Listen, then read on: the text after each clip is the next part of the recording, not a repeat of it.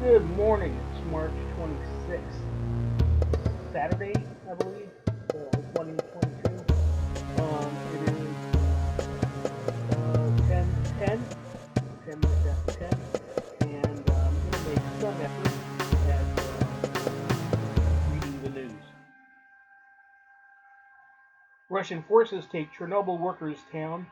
Biden calls Putin a butcher. Leave Ukraine, March 26th. Reuters. Russian forces have taken control of a town where workers at the defunct Chernobyl nuclear plant live, the governor of Kyiv region said on Saturday, and fighting was reported in the streets of the besieged southern port of Mariupol. After more than 4 weeks of conflict, Russia has failed to seize any major Ukrainian city, and Moscow signaled on Friday it was scaling back its military ambitions to focus on territory claimed by Russian-backed separatists in the east. Intense fighting was reported in a number of places on Saturday, suggesting there would be no swift let-up in the conflict, which has killed thousands of people, sent nearly 3.8 million abroad, and driven more than half of Ukraine's children from their homes, according to the United Nations. 3 explosions were heard near Lviv in western Ukraine, and a Reuters witness saw black smoke rising from the northeastern side of the city. The cause could not immediately be verified. U.S. President Joe Biden, visiting NATO ally Poland, called Russian President Vladimir Putin a butcher. Biden said he was not sure Russia was changing its strategy in Ukraine to focus on efforts to liberate the breakaway eastern Donbass region, despite getting bogged down in some areas. Russian troops siege Slyuvchik, which is close to the border with Belarus and is where workers at the nearby Chernobyl plant live, said Oleksandr Pavlyuk, the governor of Kyiv region.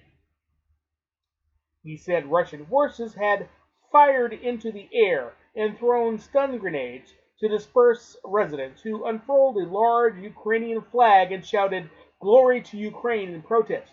Reuters could not independently verify the reports. Slyuvchik sits just outside the so-called exclusion zone around Chernobyl, which was the site of the world's worst nuclear disaster in 1986. Ukrainian staff had continued to work at Chernobyl after the plant was seized by Russian forces soon after the start of the February 24th invasion. In the encircled southern city of Mariupol, Mayor Vadim Boychenko said the situation remained critical, with street fighting in the center. Mariupol has been devastated by weeks of Russian fire. In an address to Qatar's Doha Forum, Ukrainian President Vladimir Zelensky compared the devastation in Mariupol to the destruction inflicted on the Syrian city of Aleppo by combined Syrian and Russian forces in Syria's civil war. They are destroying our ports, Zelensky said, warning of dire consequence if his country, one of the world's major grain producers, could not export its foodstuffs. The absence of exports from Ukraine will deal a blow to countries worldwide. Speaking via video link, he also called on energy-producing countries to increase their output so that Russia cannot use its oil and gas wealth to blackmail other nations. Biden in Poland. Biden saw Ukrainian Foreign Minister Dmytro Kuleba and Defense Minister Oleksiy Reznikov in the Polish capital Warsaw in his face-to-face meeting with top Ukrainian officials since the start of the war. Biden described Putin as a butcher after touring a food kitchen for Ukrainian refugees. We are waiting for President Biden to close the sky over Ukraine. Ukrainian warriors can protect our country on the ground, but we can't close the sky, said Ilya Dichenko, a chemist from Kiev who fled to Poland with his daughter. NATO has ruled out a no-fly zone over Ukraine, fearing it would lead to direct clashes with Russian forces and a Europe-wide escalation.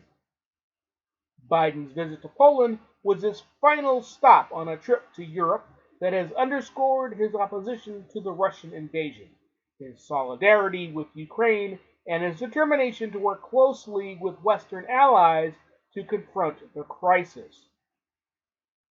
Zelensky pushed late on Friday for further talks with Russia after its defense minister said a first phase of its operation in Ukraine was mostly complete and that it would now focus on the Donbas region bordering Russia, which is pro-Moscow separatist enclaves. Russian-backed forces there have been fighting pro-government forces since 2014. Reframing Russia's goals may make it easier for Putin to calm a face-saving victory, analysts said. Moscow has until now set its goals for what it calls its special military operation include demilitarizing and denazifying its neighbor. Ukraine and its Western allies have called that a baseless pretext for an unprovoked invasion. The United Nations has confirmed 1,081 civilian deaths and 1,707 injuries in Ukraine since the invasion, but says the real toll is likely higher. Ukraine says 136 children have been killed. Russia's defense minister said 1,351 Russian soldiers had been killed and 3,825 wounded. The Interfax news agency reported on Friday Ukraine says 15,000 Russian soldiers have been killed. Reuters could not independently verify the claims. Laid waste. Footage from Mariupol, home to 400,000 people before the war, showed destroyed buildings, burnt-out vehicles, and shell-shocked survivors venturing out for provisions. Residents have buried victims in makeshift graves as the ground thaws. It's scary.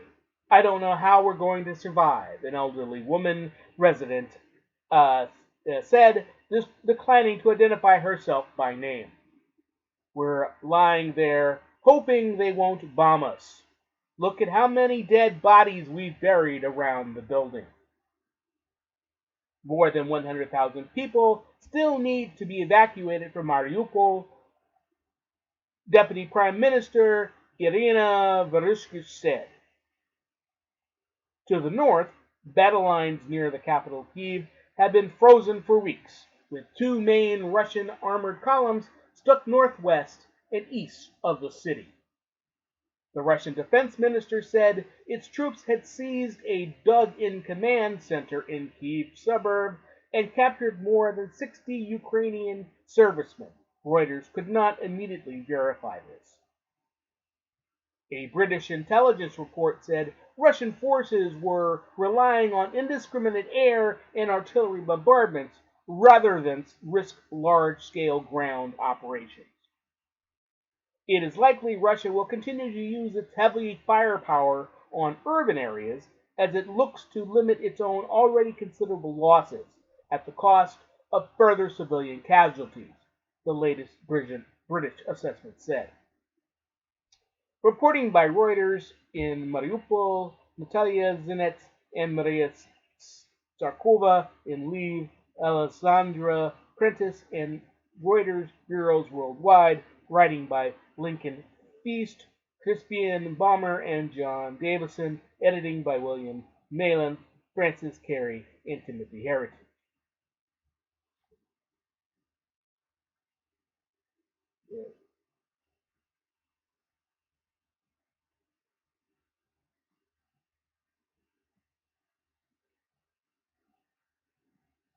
What else do we have here?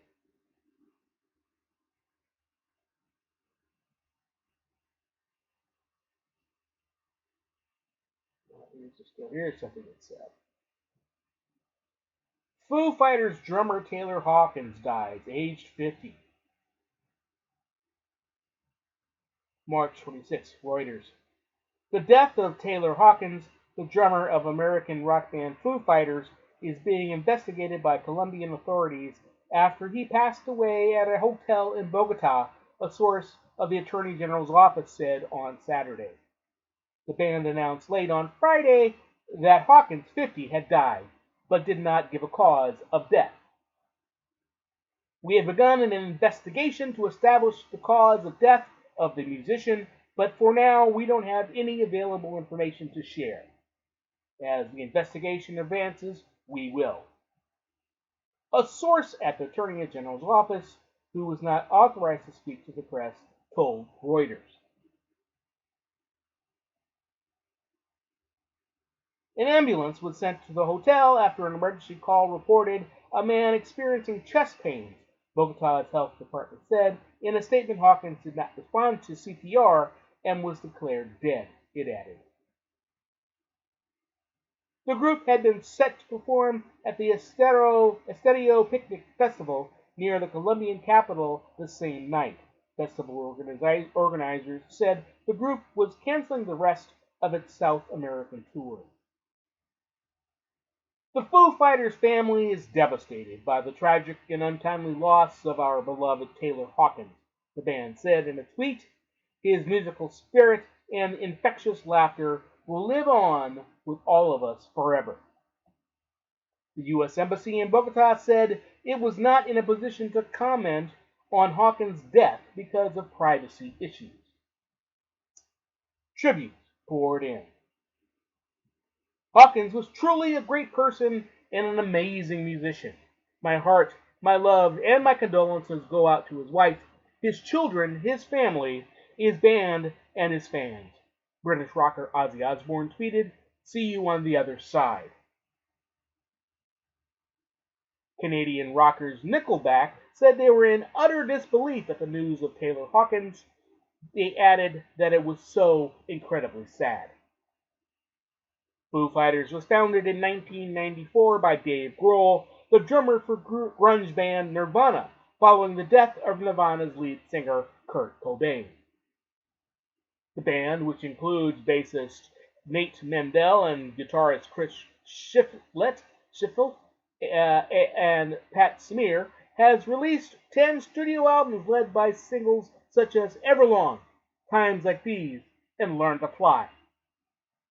The group has won 12 Grammy Awards and was inducted into the Rock and Roll Hall of Fame in 2021. God bless you, Taylor Hawkins. I love your spirit and your unstoppable rock power. Rest in peace, my friend, tweeted Tom Morello of Rage Against the Machine. Gene Simmons and Paul Stanley, members of rock group Kiss, also mourned Hawkins' death, along with Guns N' Roses, Slash, and various other musicians.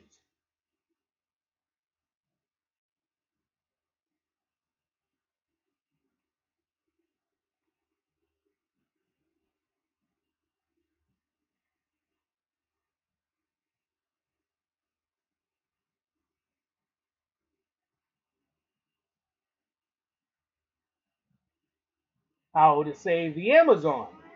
Brazil company says NFTs are the answer. Brasilia, March 26. A Brazilian company that owns 410 square kilometers, approximately 158 square miles, of Amazon rainforest is offering a new way to fund conservation, selling non-fungible tokens, NFTs, that allow buyers to sponsor the preservation of specific areas of jungle.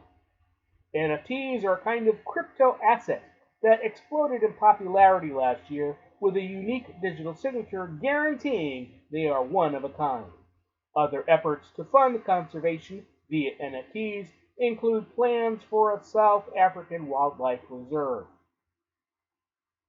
In Brazil, a company Nemus on Friday began selling NFTs, granting buyers unique sponsorship of different sized tracts of forest, with the proceeds going to preserve the trees, regenerate clear-cut areas, and foster sustainable development. Token holders will not own the land itself, but will have assets to key information about its preservation, from satellite imagery to licensing and other documentation, said NEMA's founder Flavio de Pena. He said NEMA had sold 10% of an initial offer of tokens for 8,000 hectares on the first day. My guess is this will accelerate rapidly in coming weeks, Pena told Reuters, adding that blockchain technology would ensure transparency in the use of the funds. Plots vary in size from a quarter of a hectare to 81 hectares, that's 0.6 to 200 acres, which buyers will be able to locate with online maps. NFTs for the smallest plots will sell for $150, and the largest fetch $51,000, said Pena, who was hoping to raise $4 million to $5 million to buy an additional 2 million hectares of land already under negotiations in the municipality of Pauini in Amazonas state.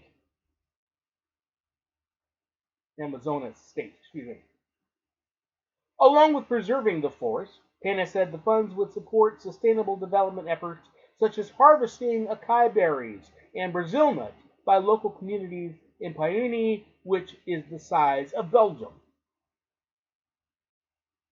Each token comes with artwork of an Amazon plant or animal and is processed by San Francisco-based Concept Art House, a content developer and publisher for NFTs. Critics have questioned the value of NFTs for environmental causes because tokens using the blockchain technology require intense computing power, driving up demand for electricity generation that releases climate-warning greenhouse gases.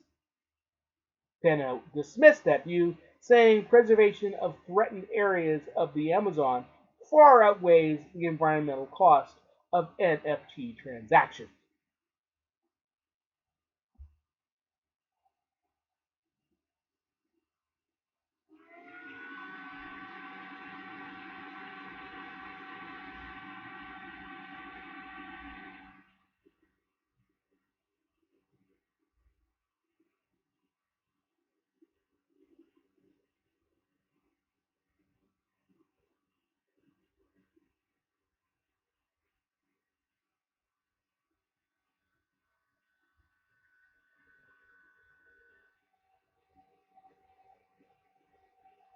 CVC makes non-binding bid for stake in TIM's enterprise services sources. Milan, March 26. CVC Capital Partners has submitted a non-binding expression of interest for a stake up to 49% of Telecoms Italia's TIM enterprise services arm, two sources said on Saturday. The non-binding approach targets a business of the Italian telecoms group, which includes cloud, Internet of Things, cybersecurity, and connectivity services focused on large corporate clients. Broker Bestinver has pegged a valuation of 10.5 billion euros, that's $11.5 billion, on the business, based on core earnings of between 730 and 760 million euros last year. CVC is proposing a carve-out of the business as part of an ongoing group reorganization, one of the sources said. The newly created entity under CVC proposal would employ some 6,500 people in Italy out of a total of around 42,000 for TIM in the country, the sources said.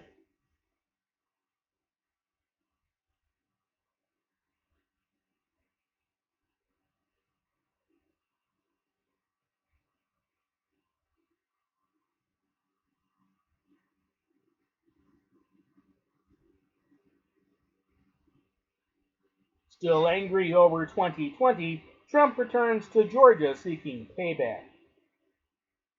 March 25, Reuters. Former President Trump returns on Saturday to Georgia, the state that has served as ground zero for his baseless claims that the 2020 election was stolen from him and now will test his enduring influence over the Republican Party. Trump has invested significant political capital in Georgia, endorsing a slate of statewide candidates in an effort to oust Governor Brian Kemp and his allies for failing to reverse the presidential results 2 years ago. Georgia's May 24th primary election will provide perhaps the clearest assessment yet of Trump's ability to play kingmaker in the 2022 elections. It will also offer an early measure of how Republican candidates attempt to strike a balance between Trump's obsession with the 2020 election and national Republican leaders' preference to focus on President Joe Biden's record in office. This is a really hard test for him, and a crucial one, said Alan Abramovich, a political science professor at Emory State University in Atlanta. Trump is still well liked by Republican voters, but that doesn't necessarily mean that they are going to base their choice in a primary on his endorsement. Trump's heavy involvement reflects his frustration that Kemp and other officials refused to overturn the results in his favor. Biden won Georgia by less than a quarter of a percentage point, becoming the first Democrat to win the state in nearly 30 years. Polls have shown Kemp holding a comfortable lead over Trump's preferred candidate, former U.S. Senator David Perdue, despite Trump's frequent criticism of the incumbent governor. In addition to Perdue, Trump has endorsed U.S. Representative Jody Hice, who is challenging Georgia's Secretary of State Brad Raffensperger. Raffensperger rejected Trump's demand that he alter the outcome and declared the 2020 election fair and accurate after a series of audits and reviews. Trump also endorsed down-ballot challengers for Attorney General, Lieutenant Governor, and even Insurance Commissioner, in each case siding with candidates taking on officials he blames for not fighting harder to substantiate his fraud claims. What we're starting to see is that his endorsement does not necessarily appear so far to be giving the type of automatic bump to candidates that we've seen in the past, said Amy Steigerwait, a political science professor at Georgia State University. A spokesperson for Perdue, who will speak at Saturday's rally in Commerce, a small city northeast of Atlanta, said his support would only grow as more voters became aware of Trump's endorsement. A spokesperson for Trump did not respond to a request for comment. Trump still pushing election falsehoods. Republicans worry that a split in the ranks could open the door for Democratic gubernatorial candidate Stacey Abrams, the voting rights activist who narrowly lost to Kemp in 2018 to win November's rematch. Some Republicans already believe Trump's rhetoric following the November 2020 election helped cost the party twin Senate runoff elections in Georgia in January 2021, handing Democrats control of the chamber. A spokesperson for Kemp's campaign, Tate Mitchell, said Governor Kemp is focused on winning the endorsement of Georgia Republicans on May 24th and making sure Stacey Abrams is never our governor. Trump remains the party's leading figure, and Republican candidates from across the country continue to seek his support. But he has made clear he expects his allies to commit to his false assertion that Biden's victory in 2020 was illegitimate, a claim that has been repeatedly debunked by courts, vote audits, and election officials. Earlier this week, Trump rescinded his endorsement of U.S. Representative Mo Brooks for a Senate race in Alabama after Brooks told voters it was time to move on from the 2020 election. In an interview with a conservative outlet ahead of Trump's visit, Perdue, who lost his Senate seat in 2020, said both his and Trump's elections were stolen, citing a lawsuit he has filed seeking to examine thousands of ballots in Fulton County. County election officials have said there were no irregularities in the count. Some Republicans, including Senate Majority Leader Mitch McConnell, have urged the party to put 2020 behind it and focus on Biden's performance. Historically, the party that occupies the White House has lost seats in Congress during a president's first midterm election. Georgia Lieutenant Governor Jeff Duncan, a Republican who is not running for re-election, founded a group, GOP 2.0, aimed at moving the party beyond Trump.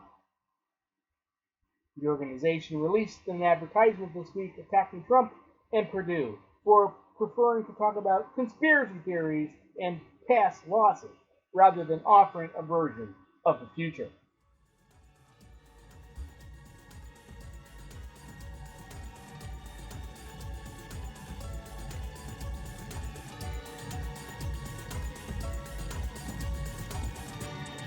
All right, I think that's all for today.